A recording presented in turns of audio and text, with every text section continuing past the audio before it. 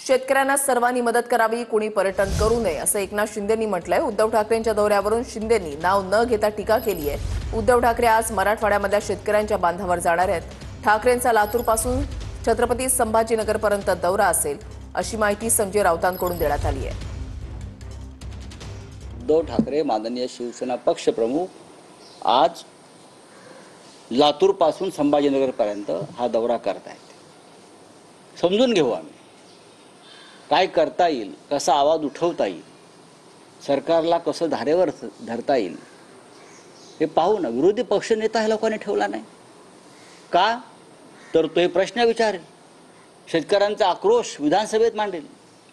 म्हणून मंडळाच्या दोन्ही सभागृहामध्ये जे सरकार विरोधी पक्षनेता नेमू देत नाही त्या सरकारकडनं शेतकऱ्यांनी काय अपेक्षा करायची? मला देवेंद्रजी मुख्यमंत्री असताना ते देखील जे आमची टीम जी मदत करते आहे ते देखील सर्वांसमोर आहे। शेतकऱ्याला कधी वाऱ्यावर आम्ही सोडणार नाही, बिलकुल शेतकऱ्यांच्या मागे खंबीर राहू।